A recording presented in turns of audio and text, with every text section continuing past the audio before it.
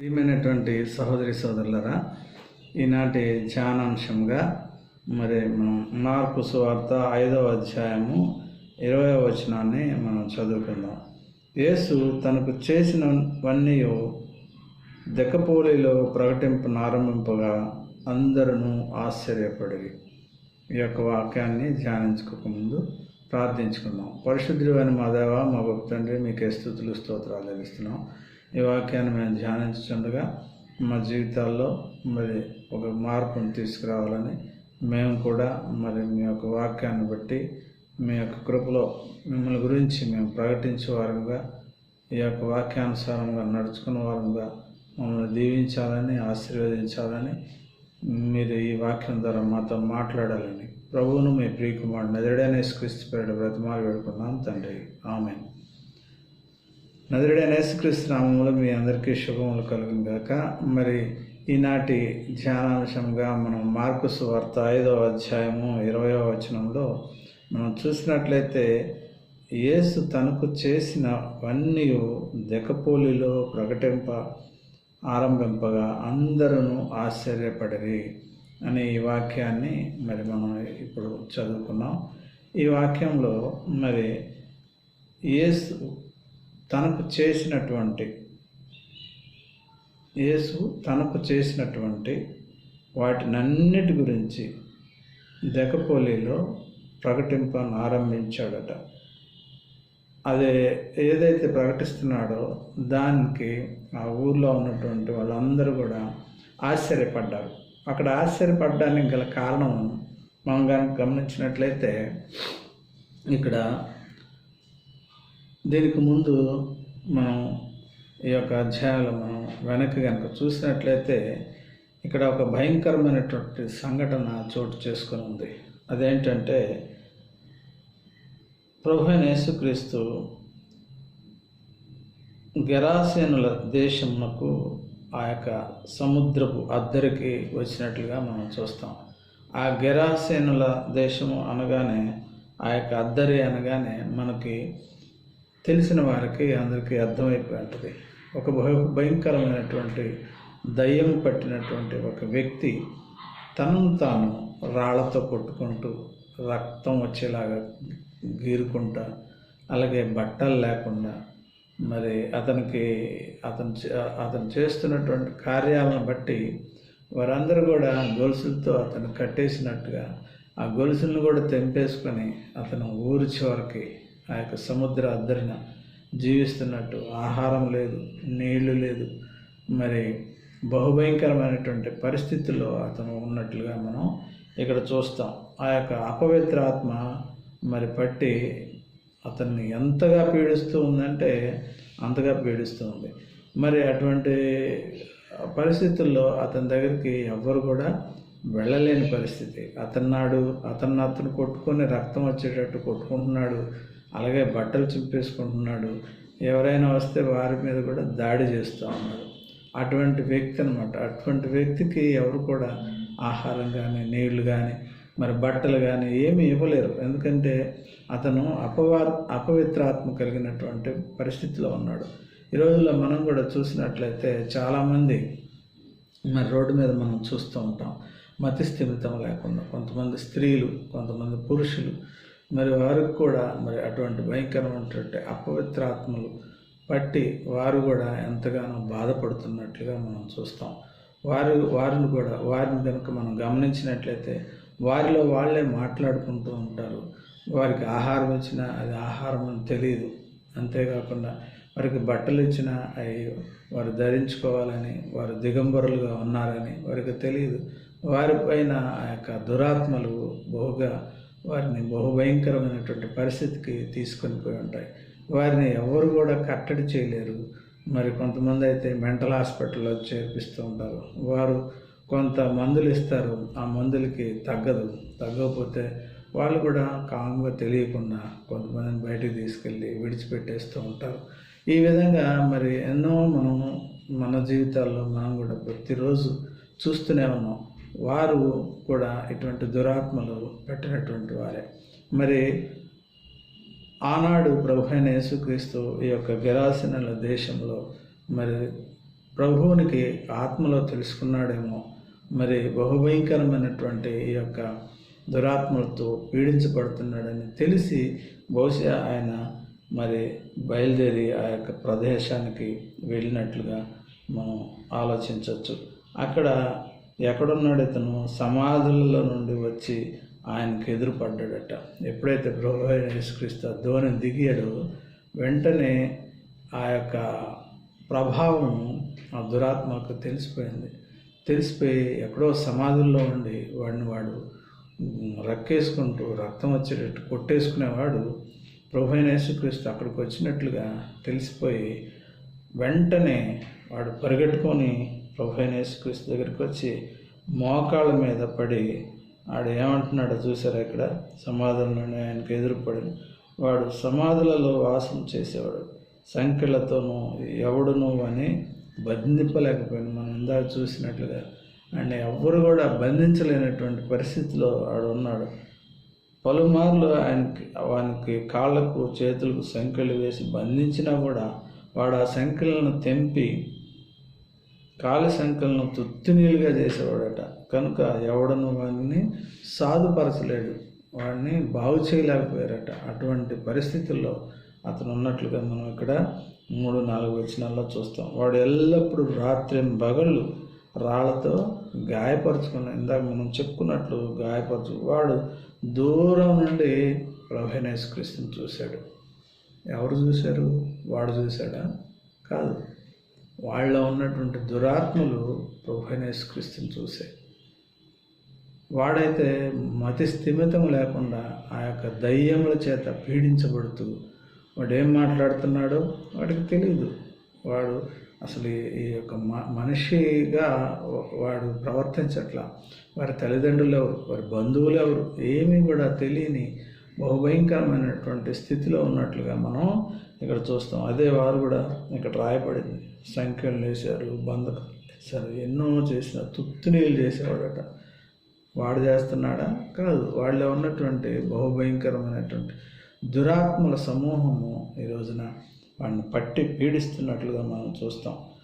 ఎప్పుడైతే ప్రభు అయిన యేసుక్రీస్తు ఆ యొక్క సముద్ర అద్దరికి ఆ గెరాసేనుల దేశానికి ఎప్పుడైతే వచ్చాడో ఆ దురాత్మలన్నీ గజగజ వణకడం మొదలెట్టాయి.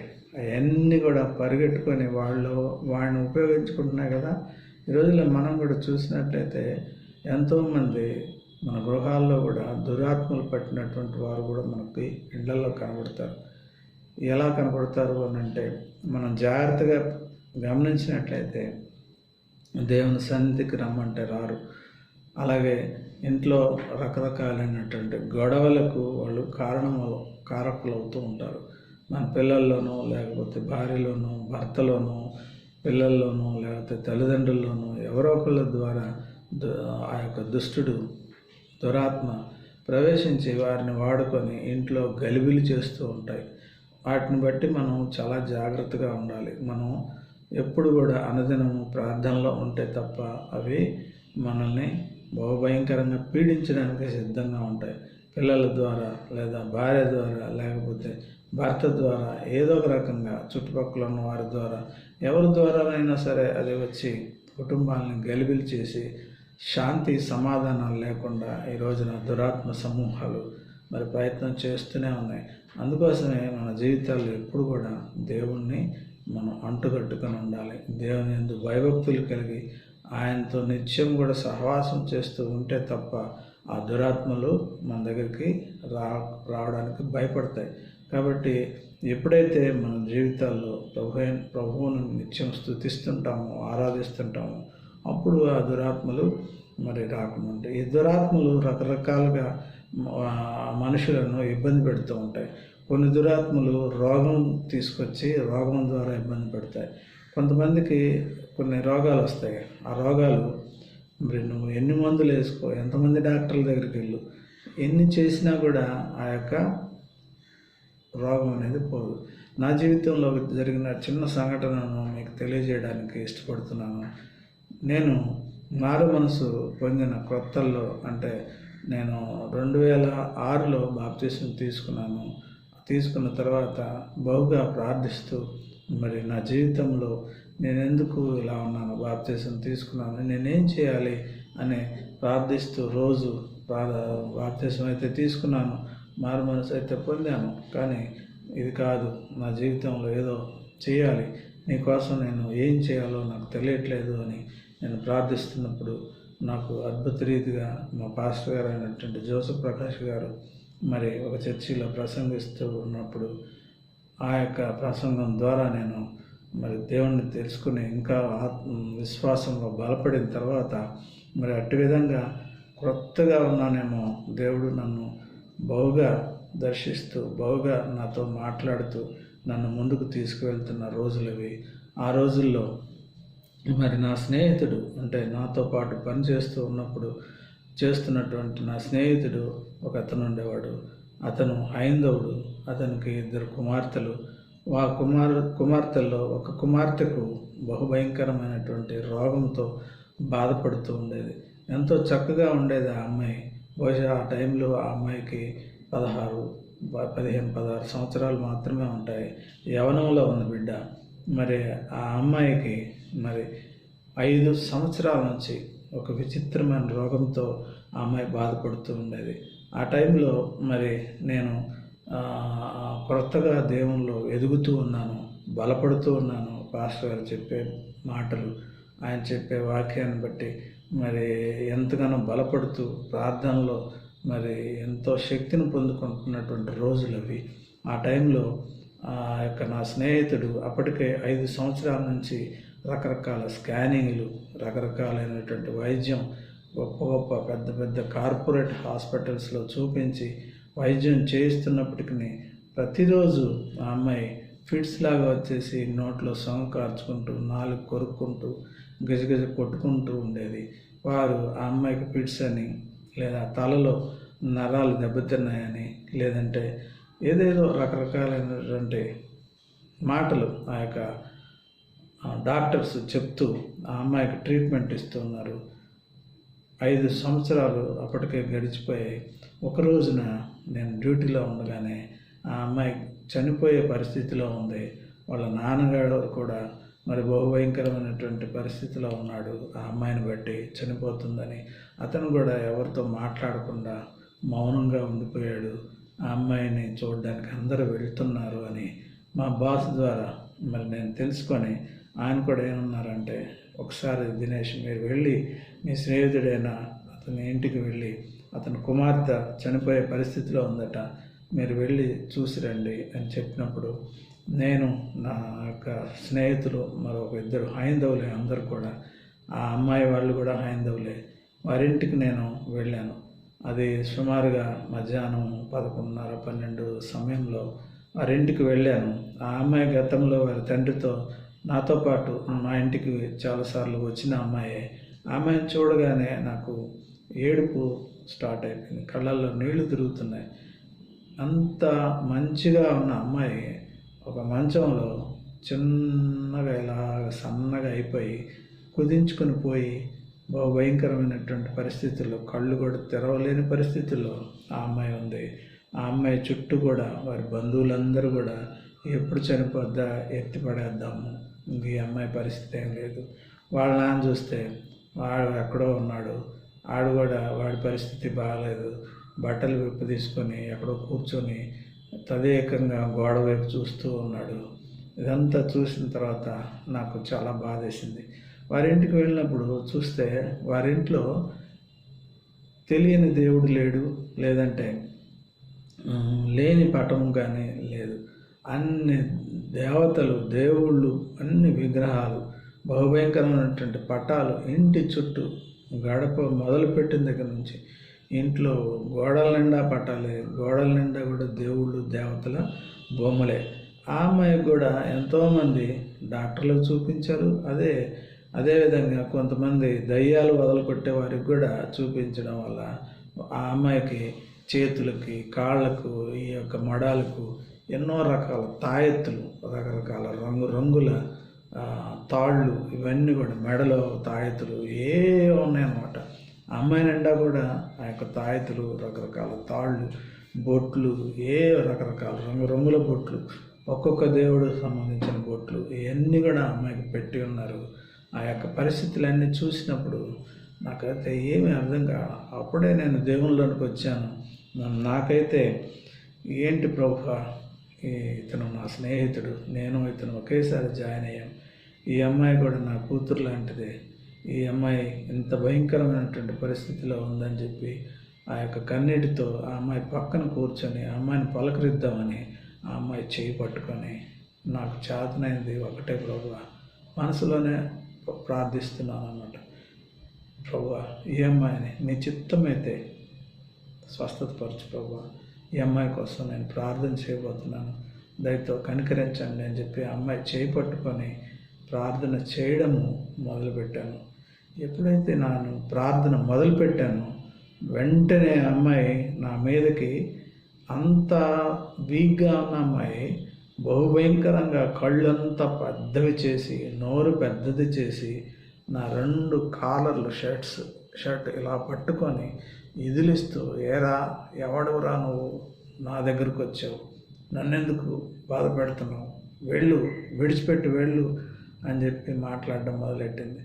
ఆ చుట్టుపక్కల ఉన్న వాళ్ళందరూ కూడా భయభ్రాంతులైపోయి లేచి నిలబడిపోయారు.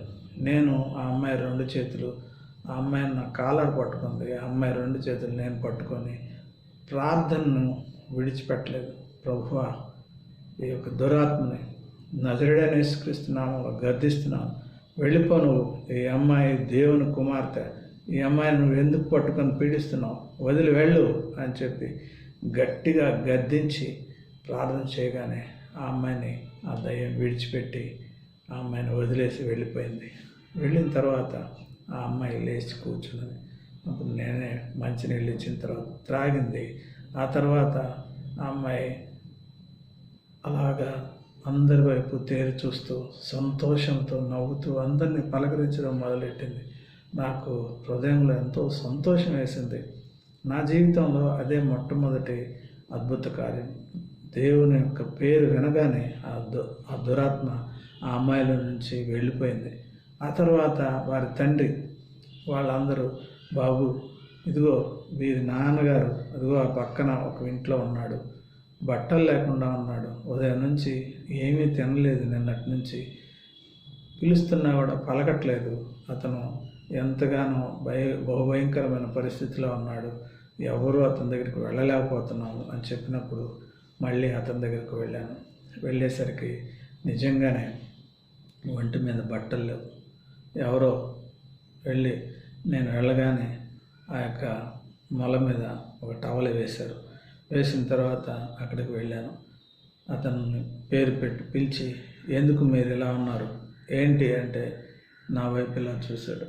చూడగానే నేను వెంటనే నాకు అర్థమైంది, ఏదో ఆ దురాత్మ ఇతను కూడా పట్టి పీడిస్తుందని వెంటనే అతని మీద తల మీద చేతులు వేసి నజరేయుడైన యేసుక్రీస్తు నామములో గద్దిస్తున్నాను, వెళ్ళిపో ఇప్పుడే, ఈ క్షణమే ఈ బిడ్డను వదిలి వెళ్ళు అని నేను నాకు తెలియకుండానే గట్టిగా ప్రార్థన చేయగానే అతనిలో నుంచి కూడా ఆ యొక్క దురాత్మ వెళ్ళిపోయి వెంటనే అతను లేచి బట్టలు వేసుకొని నన్ను, దినేష్ గారు ఏంటి ఇలా వచ్చారు, ఏమైంది నాకు అని అడుగుతూ ఉన్నాడు. నీకేం కాలేదులేండి, లేండి, లేచి బట్టలు వేసుకోండి, భోజనం చేయండి అనగానే భోజనం చేశాడు ఎంతో సంతోషంగా. ఇతన్ని తీసుకొని మళ్ళీ వారింటికి, ఇతను వేరొక ఇంట్లో ఉన్నాడు, అక్కడి నుంచి వాళ్ళ ఇంటికి వెళ్ళేసరికి ఆ అమ్మాయి వారి ఇంటి మిద్దె మీద హ్యాపీగా పరిగెట్టుకుంటూ ఆనందంగా గెంతులు వేస్తూ అందరితో సంతోషంగా ఉంది. ఆ ఇంటి వారందరూ కూడా చాలా సంతోషపడ్డారు. ఎంత సంతోషంతో ఉన్నారంటే అందరూ కూడా మరి అప్పటి వరకు ఎంతో బాధతో ఎంతో దీనంగా కుటుంబం అంతా ఉన్నవారు ఎప్పుడైతే ఆ దురాత్మలు వారి తండ్రిని ఆ అమ్మాయిని విడిచిపెట్టి వెళ్ళాయో ఆ కుటుంబం అంతా కూడా ఎంతో సంతోషించింది. కానీ మరి ఆ విధమైనటువంటి పరిస్థితిలో మళ్ళీ నేను వారికి ప్రార్థన చేసి తిరిగి ఇంటికి వెళ్ళి మళ్ళీ సాయంకాలం వారి ఇంటికి వెళ్ళి నేను నా భార్య వారిని పలకరించి వారికి ఒక బైబిల్ ఇచ్చి, ప్రభువైన యేసుక్రీస్తుని నమ్ముకోండమ్మా, మరి ఆయనే నిజమైన దేవుడు, రక్షకుడు, ఆయన ద్వారానే విడుదల కలుగుతుంది అని మేము చెప్పినప్పటికి కూడా వారి కుమార్తె బాగుపడింది. అలాగే ఈ రోజుకి కూడా ఆ అమ్మాయికి పెళ్ళయి సుమారుగా ఒక 7-8 సంవత్సరాలు అవుతుంది ఇది జరిగి. ఆ యొక్క అమ్మాయి ఎంతో సంతోషంగా పెళ్లి చేసుకొని ఇప్పుడు 2 పిల్లలతో ఎంతో సంతోషంగా ఉంది. కానీ ఆ యొక్క తండ్రి మాత్రం అతను అదే విధంగా మళ్ళీ ఆ యొక్క దురాత్మలతోటే అతను ఇబ్బంది పడి మళ్ళీ అతను దేవునిలోనికి రాకపోగా త్రాగుడికి బానిసైపోయాడు. మళ్ళీ అతను ఆ యొక్క విడుదల పొందిన వెంటనే అతను తన కుమార్తెను వారందరిని కూడా తీసుకొని వెళ్ళి ఆ యొక్క దేవుళ్ళ దగ్గరికి, దేవతల దగ్గరికి వారి ద్వారా అతను విడుదల పొందినట్టుగా అతను భావించి మళ్ళీ అదే దురాత్మలోకి అతను వెళ్ళడం వల్ల అతను మళ్ళీ త్రాగుబోతైపోయి అతను చనిపోయాడు. ఆ అమ్మాయి మాత్రం చాలా సంతోషంగా ఇప్పటికీ మరి ఆ అమ్మాయి దేవుని నమ్ముకుందో లేదో నాకైతే తెలియదు, కానీ వారి కుటుంబం అంతా కూడా ఆ యొక్క భయంకరమైనటువంటి అంత గొప్ప కార్యాలు చేసినా కూడా వాళ్ళు దేవుని దగ్గరికి రాలేదు. ఈ రోజుల్లో ఎంతోమంది కూడా ఇటువంటి అద్భుతాలు, ఆశ్చర్య కార్యాలు చూసి కూడా దేవుని దగ్గరికి రావట్లా. ఎందుకంటే ఈ లోకానికి, ఈ యొక్క చుట్టుపక్కల ఉన్నటువంటి ప్రజలకు వీరు భయపడుతూ ఉంటారు. ఎందుకంటే ఆ యొక్క మతంలోనికి వెళ్ళిపోతే మమ్మల్ని తక్కువగా చూస్తారేమో, మా యొక్క కులం పోతుందేమో, మా యొక్క మతం పోతుందేమో, తద్వారా మేము అవమానపరచబడతాము, తక్కువ జాతి ఆ యొక్క సంబంధించినటువంటి దేవుడి దగ్గరికి వెళ్ళామని అనుకుంటారేమో నాకు తెలియదు. కానీ ఎక్కువ మంది మరి ఇటువంటి అద్భుతాలు, ఆశ్చర్యకార్యాలు చవి చూసి వారి కుటుంబంలో అన్నీ కూడా అనుభవించి కూడా దేవుని దగ్గరికి రాలేనటువంటి పరిస్థితి అన్నమాట. ఇది ఒక ఉదాహరణగా మీకు తెలియజేశాను. అలాగే ఎంతోమంది మరి నేను దేవునిలో ఉన్నప్పుడు అది నేనేదో గొప్పవాడిని కాదు, కానీ నజరేయుడైన యేసుక్రీస్తు నామంలో మరి ఎంతోమందికి మరి ఆ యొక్క దురాత్మలు పట్టిన వారికి విడుదలను ఇచ్చాను. నేను కాదు ఇచ్చింది, నజరేయుడైన యేసుక్రీస్తు నామమున వాళ్ళు విడుదల పొందారు. నా ద్వారా దేవుడు అటువంటి అద్భుతాలు చేశాడు. కాబట్టి మరి నేను కూడా దేవుని కనుక ఎక్కువగా ప్రార్థించి ఉపవాసం ఉండి ప్రార్థన చేస్తే ఇటువంటి అద్భుతాలు మన ద్వారా కూడా దేవుడు చేయడానికి ఇష్టపడుతూ ఉన్నాడు. కాబట్టి మరి ప్రియమైనటువంటి సహోదరి సోదరులారా, ఇదే విధంగా ప్రభు అయిన యేసుక్రీస్తు ఎప్పుడైతే ఆ సముద్ర తీరాన్ని అద్దరికి రాగానే ఆ యొక్క దురాత్మల సమూహంతో, దురాత్మలు పట్టినటువంటి ఆ యొక్క మనిషి పరిగెట్టుకుని వచ్చి కాళ్ళ మీద పడి ఇక్కడ ఒక మాట అంటున్నాడు, యేసు సర్వోన్నతుడైన దేవుని కుమారుడా, నాతో నీకేమి, నన్ను బాధపరచుకోమని దేవుని పేరట నీకు ఆనబెట్టుచున్నానని బిగ్గరగా కేకలు వేసినట్లుగా చూస్తాం. ఏమంటున్నాడు ఇక్కడ? యేసు అంటే ఆ దురాత్మలు ప్రభు అయిన యేసుక్రీస్తుని గుర్తుపట్టేసాయి. వెంటనే యేసు సర్వోన్నతుడైన దేవుని కుమారుడా, నాతో నీకేమి, నన్ను బాధపరచుకోమని దేవుని పేరట నీకు ఆనబెట్టుచున్నానని బిగ్గరగా కేకలు వేసిందట. మరి అది గజ గజ గజ గజ వణికిపోతూ ఉంది. ఎందుకంటే ప్రభు అయిన యేసుక్రీస్తు వాటిని తీసుకెళ్ళి మరి వాటికి ఒక తీర్పు ఉంది. అంత్యకాలంలో వాటిని అన్నిటిని కూడా నరకాగ్నిలో పడేస్తాడు. వాటికి తెలుసు. కాబట్టి అవేమంటున్నాయి, అప్పుడే వచ్చేసావా మా దగ్గరికి, నన్ను ఇప్పుడే ఆ యొక్క నరకాగ్నిలో పడేస్తావా అని చెప్పి భయపడుతున్నట్లుగా మనం ఇక్కడ చూస్తూ ఉంది. అప్పుడు దేవుడు ఏమంటున్నాడు, ప్రభు అయిన యేసుక్రీస్తు, అపవిత్రాత్మ ఈ మనుష్యుని విడిచిపోమ్మని వానితో చెప్పాను. ప్రభు ఏం చెప్తా ఉన్నాడు, మనుషులంటే ఆయనకు ప్రేమ. ఎందుకంటే ఆయన సృజించినటువంటి మనుషులం మనం. కాబట్టి ఏ యొక్క మనుషుడు కూడా దురాత్మల చేత పీడించబడకూడదని, మరి ఇబ్బంది పడకూడదని ఆయన ఎంతో ఇష్టపడుతున్నాడు. కాబట్టి ఆయన వెంటనే అపవిత్రాత్మ ఈ మనిషిని విడిచిపోమ్మని వానితో చెప్పాను.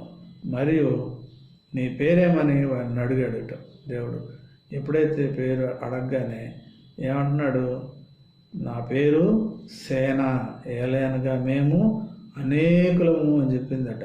ఒకటి కాదు దురాత్మ, అనేకులు. సేన అంటే మరి అన్ని దురాత్మలు అన్నమాట. అంతమంది ఆయన్ని పట్టుకొని ఆయన్ని సేన అంటే మరి కొన్ని బ్రతుల్లో మనం చూస్తాం 6,000కు పైగా దురాత్మలట.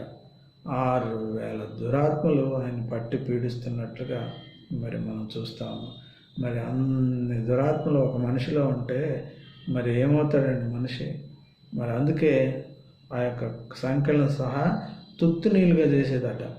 అంత బలం కలిగి అంతమంది ఒకరిలోనే నివసిస్తూ ఉన్నాయి. తమ్మును ఆ దేశంలో నుండి వెలివేయొద్దని ఆయనను మిగులుగా బతిమలాడుకుంటున్నాయి ఈ యొక్క దయ్యాలన్నీ కలిసి. అయ్యా, మమ్మల్ని విడిచిపెట్టి వెళ్ళు, మమ్మల్ని ఇప్పుడే నరకాగ్నికి పాలు చేయక మమ్మల్ని విడిచిపెట్టి వెళ్ళిపో. ఇంకా మీరు ఇక్కడ 10వ వచనంలో చూస్తే, తమ్మును ఆ దేశంలో నుండి తోలివేయొద్దని ఆయనను మిగులుగా బతిమాలుకొనెను. అక్కడ కొండ దగ్గర పందుల పెద్ద మేయుచుండెను కనుక ఆ పందులలో ప్రవేశించినట్లు మమ్మను వాటి యొద్దకు పంపమని ఆ దయ్యాలు ఆయన బతిమలాడుకుంటున్నాయట. చూసారా, దయ్యాలు సైతం దేవునికి భయపడి వణికిపోతూ మమ్మల్ని విడిచిపెట్టి వెళ్ళయ్యా, మమ్మల్ని ఈ యొక్క దేశం నుంచి విడిచిపెట్టి వెళ్ళొద్దని చెప్పొద్దు, ఇంకా చాలామందిని మేము విసిగించాలని అవి అనుకుంటున్నాయేమో. కానీ ఎప్పుడైతే ఆయన గద్దించాడో వెంటనే అవి బతిమలాడుకుంటున్నాయి. ఏమని? అదిగో అక్కడ పందులు ఉన్నాయి, ఆ పందుల్లోకి వెళ్ళిపోతాము, మమ్మల్ని విడిచిపెట్టాయా అని బతిమలాడుకుంటూ ఉంటే, అప్పుడు యేసు వాటికి సెలవీయగా ఆ అపవిత్రాత్మలు వారిని విడిచి పందులలో ప్రవేశించను. ఆ యొక్క ప్రవేశించగానే ఇంచుమించు 2,000 సంఖ్య గల ఆ యొక్క మంద ప్రపాతం నుండి సముద్రపు దారిని వడిగా పరిగెత్తుకొని పోయి సముద్రంలో పడి చచ్చిపోయాయి. మరి అన్ని పందులు 2,000 పందులట. ఈ యొక్క దయ్యాలైతే శాన 6,000 పైన ఉన్నటువంటి ఆ యొక్క దయ్యాలు ఆ 2,000 పందుల్లో చేరి ఆ పందులు వడివడిగా పరిగెట్టుకొని వెళ్ళి ఆ సముద్రంలో పడి చచ్చిపోయినట్లుగా మనం చూస్తాం. ఎప్పుడైతే ఈ యొక్క సంఘటన జరిగిందో ఆ పందులను మేపుకునే వాళ్ళు భయపడిపోయి ఆ ఊర్లకు పరిగెట్టుకొని పోయి, ఇదిగో పలానా దయ్యం పట్టినటువంటి వాడు మరి మన దగ్గరే ఉండేవాడు, ఆ సమాధుల దగ్గర ఉండేవాడు, ఇలాగా మరి యేసుక్రీస్తు ప్రభు వారు వచ్చి అతన్ని బాగు చేశాడు, అతనిలో ఉన్నటువంటి ఆ దురాత్మలన్నీ ఆ పందుల్లోకి వెళ్ళిపోయి ఆ పందులన్నీ పరిగెట్టుకొని వెళ్ళి సముద్రంలో పడి చచ్చిపోయాయి అని చెప్పినప్పుడు ఆ పందుల యజమానులు ఆ చుట్టుపక్కల ఉన్న వాళ్ళందరూ కూడా వచ్చేసి, ప్రభువా మరి మీరు మా దగ్గర వద్దు. వాళ్ళు వచ్చి చూడగానే ఇక్కడ ఎలా ఉన్నాడట, ఇక్కడ చూస్తా 15వ వచనం కనుక మనం చూస్తే, జనులు జరిగినది చూడ వెళ్ళి యేసునొద్దకు వచ్చి, సేన అను దెయ్యములు పట్టినవాడు బట్టలు ధరించుకొని స్వచిత్తుడై కూర్చుంటుటయు చూచి భయపడిరి. జరిగినది చూచిన వారు దయ్యము పట్టిన వానికి కలిగిన స్థితియు పందుల సంగతియు ఊరి వారికి తెలియజేయగా తమ ప్రాంతములు విడిచిపోమ్మని వారు ఆయనను బతిమలాడుకున్నారు. వీళ్ళు ఎటువంటి మూర్ఖులో చూసారా? మరి ఇటువంటి అద్భుత క్రియ జరిగినప్పుడు ఆయన ఎవరైనా ఆహ్వానిస్తారు, మా ఊర్లో ఉండయ్యా, ఇంకా ఎంతోమంది రోగులు ఉన్నారు, లేకపోతే దయ్యం పట్టిన వారు ఉన్నారు, వాళ్ళందరినీ కూడా స్వస్థపరిచేయ అని అడుగుతారు. కానీ వీళ్ళు మూర్ఖులు ఆ యొక్క పందులను బట్టి, పందులు చచ్చిపోయాయి, మా ఆస్తి అంతా పోయింది, ఆ పందుల వల్ల మాకు జీవనాధారం అనుకున్నారో ఏమో, మమ్మల్ని విడిచిపెట్టు అని చెప్పేసి మరి చెప్పినప్పుడు ఆయన దోణి ఎక్కినప్పుడు ఆయన ఎప్పుడైతే వీళ్ళు అడిగారో ఆయన వెళ్ళిపోవడానికి దోణి ఎక్కాడు. దోణి ఎక్కగానే ఈ దయ్యము పట్టిన వాడు ఉన్నాడు కదా, మొత్తం విడుదల పొందినవాడు, ఆయన యొద్ద తను ఉండమని ఆయన్ని బతిమలాడుకున్నాడు. అయ్యా మీరు వెళ్ళొద్దు, నాతో ఉండిపోండి అయ్యా అని అంటున్నాడు. ఎందుకు? ఒకవేళ భయం వేస్తుందేమో, మళ్ళీ ఏమన్నా వస్తేమో అని. కానీ వాడి జీవితంలోకి అవి రావు. ఎందుకంటే ఒక్కసారి దేవుడు గద్దిస్తే ఏ దురాత్మ కూడా మళ్ళీ నా జీవితంలోకి కానీ ఆ దురాత్మలు పట్టిన వాడి జీవితంలోకి కానీ రావు. ఎప్పుడైతే నువ్వు దేవునిలో ఉంటావో ఆ దురాత్మలు నీ వద్దకు రావు. కాబట్టి ఎప్పుడైతే వాడు నన్ను పొగా నేను నీ దగ్గరే ఉంటాను అని చెప్పేసి అతన్ని బతిమలాడుకున్నట్లుగా మనం చూస్తాం. కానీ ఆయన ఏం చేశాడు? ప్రభు నీ యందు కనికరపడి నీకు చేసిన కార్యాలన్నిటినీ వారికి తెలియజెప్పమని, నీ ఇంటి వారి వద్దకు వెళ్ళమని ఈ యొక్క 19వ వచనంలో ఆయన చెప్పినట్టుగా మనం చూస్తాం. అప్పుడు వాడు వెళ్ళి యేసు తనకు చేసినవన్నీ దెకపోలిలో ప్రకటింపనారంభింపగా అందరూ ఆశ్చర్యపడిరి. నిజమే కదా. మరి కొన్ని సంవత్సరాల నుంచి ఆ యొక్క సమాధుల్లో తిరుగుతున్నటువంటి వ్యక్తి రాళ్లతో కొట్టుకొని బహు భయంకరమైనటువంటి పరిస్థితుల్లో దిగంబరిగా ఉన్నప్పుడు, మరి ఆ యొక్క మనం ఇందాక చెప్పుకున్నట్టుగా మనం ఈ యొక్క దయ్యం పట్టిన వాళ్ళు ఎలా ఉంటారంటే దిగంబరులుగా ఉంటారు. బట్టలు ఉంచుకోరు, బట్టలు వాటిని తీసివేసి తిరుగుతూ ఉంటారు. దాన్ని చూడగానే మనకి అర్థమవుతుంది వాళ్ళు దయ్యం పట్టినవారు. కాబట్టి అటువంటి వారిని మనం చూస్తూ ఉన్నాం. ఆడెళ్ళి మరి ఆ యొక్క దెకపోలిలో అంతా కూడా మరి తనకు జరిగిందంతా కూడా చెప్తా ఉన్నారు. దానికి వాళ్ళందరూ కూడా ఆశ్చర్యపోయారు. బహుశా ఇతన్ని బట్టి ప్రభు అయిన యేసుక్రీస్తుని మరి అంగీకరించి కూడా ఉండుండొచ్చు. కాబట్టి నా జీవితంలో ఎన్నో అద్భుతాలు చేస్తున్నటువంటి దేవుణ్ణి మనం కూడా ప్రకటించబద్ధులమై ఉన్నాం. కాబట్టి దయ్యాలు సైతం దేవుణ్ణి వేడుకుంటున్నాయి, ప్రభువా మమ్మల్ని విడిచిపెట్టి వెళ్ళమని చెప్పొద్దు అని అవి గజగజలాడుతూ ఉంటే దేవుడు మనుషులను ప్రేమిస్తున్నాడు, దయ్యాలను కాదు. కాబట్టి మనుషులు ఆయన అది పనిగా ఆ యొక్క గెరాసేన ప్రాంతానికి ఆయన వచ్చాడు. ఆయన సువార్త ప్రకటిస్తూ ఆయా దేశాల్లో ఆ యొక్క ఊర్లలో తిరుగుతూ ఆయనకి ఆత్మలో తెలిసిందేమో కొన్ని సంవత్సరాల నుంచి మరి ఇతను పట్టుబడి ఉన్నాడని, అందుకోసమే ఆయన ఆ యొక్క ప్రాంతానికి వెళ్ళినట్టుగా చూస్తున్నాం. కాబట్టి దేవుడు కూడా మరి నిన్ను నన్ను వాడుకుంటున్నాడు. కాబట్టి నీవు నేను కూడా మరి ఎంతోమంది దయ్యముల చేత పీడించబడుతున్నటువంటి వారు రకరకాల పరిస్థితుల్లో ఉంటారు. దయ్యముల చేత పీడించబడేవాడు కేవలం బట్టలు లేకుండా ఉండేవాడే కాదు, రకరకాల పరిస్థితుల్లో ఉంటారు. ఆ దురాత్మలు వాళ్ళని రకరకాలుగా వాడుకుంటూ ఉంటాయి. కాబట్టి నువ్వు ఎప్పుడైతే యేసుక్రీస్తు నామంలో నువ్వు ప్రార్థన చేస్తావో, ఇతరుల యొద్దకు వెళ్ళి ఆ యొక్క సువార్తను చెబుతావో, వారందరూ కూడా రక్షణ పొందేదానికి అవకాశం ఉంటుంది. నీకున్నటువంటి ఈ అవకాశాన్ని నువ్వు సద్వినియోగపరచుకొని దేవుని యొక్క సువార్తను ప్రకటించి ఆ దురాత్మలు పట్టినటువంటి వారికి విడుదల, విమోచన నజరేయుడైన యేసుక్రీస్తు నామంలో కలిగేటట్టు నువ్వు ప్రార్థన చేయాల్సినటువంటి అవసరత కూడా నీకు నాకు ఉంది. కాబట్టి ఎంతోమంది ఈ రోజుల్లో హైందవ స్నేహితులైతేనేమి ఎంతోమంది మరి దురాత్మల చేత పీడించబడుతున్నారు. అటువంటి వారి కోసం మనం ప్రార్థన చేద్దాం, వారికి విడుదల వచ్చినట్లుగా మనం ప్రార్థన చేద్దాం. మరి ఎంతోమంది వాటి నుంచి విడుదల పొంది రక్షణ పొందేలాగా మనం ప్రార్థన చేయాల్సినటువంటి అవసరత మరి ఎంతో ఉంది. కాబట్టి ఈ యొక్క వాక్యం ద్వారా ఈరోజు మనం నేర్చుకున్నది ఏంటంటే, ఎన్నో దురాత్మల చేత పీడింపబడుతున్నటువంటి వారి కొరకు మనము ప్రార్థన చేయాలి, సువార్త ప్రకటించాలి. కాబట్టి నీవు నేను ఈరోజు ఒక నిర్ణయం తీసుకొని మనం ప్రార్థించి ఆ యొక్క దురాత్మల చేత పీడింపబడుతున్నటువంటి వారికి విడుదల వచ్చేలాగా మనం కూడా ప్రార్థిద్దాం. అలాగే ఈ వాక్యం ద్వారా దేవుడు మనతో మాట్లాడిన ఇప్పుడు మనం ప్రార్థన చేద్దాం. అంతేకాదు ప్రతి ఒక్కరికి సువార్తను కూడా ప్రకటిద్దాం. ఈ వాగ్దానాన్ని ఈరోజు మనం తీసుకొని ఈ వాక్యం ద్వారా మనతో మాట్లాడినందుకు ఆయనకి కృతజ్ఞతాస్తుతులు చెల్లించుకుంటూ ఈ వాక్యాన్ని ముగించుకొని ప్రార్థించుకుందాం. పరిశుద్ధుడైన మా దేవ, మా గొప్ప తండ్రి, మీకే స్తుతులు స్తోత్రాలు చెల్లిస్తున్నాం. మీరు మాట్లాడిన విధానాన్ని బట్టి మీకు వందనాలు. నిజమే ప్రభువా, గెరాసేనుల ప్రాంతానికి మీరు వెళ్ళారు. ఆ యొక్క బహుభయంకరమైనటువంటి దురాత్మ చేత సేన అనే దురాత్మ చేత మరి పీడించబడుతున్నటువంటి విడుదలనిచ్చారు. అలాగే మేము కూడా దేవా, మేము నీ యందు భయభక్తులు కలిగి మీ యొక్క శక్తిని మేము కూడా పొందుకొని అదేవిధంగా మరి పలు ప్రాంతాలకు వెళ్ళి మేము కూడా ప్రార్థించి ఆ యొక్క దురాత్మల చేత ఎవరైతే పీడించబడుతున్నారో వారి కొరకు మేము కూడా నజరేయుడైన యేసుక్రీస్తు నామములో ఆ దురాత్మలను గద్దించలాగా మాకును సహాయం దయచండి.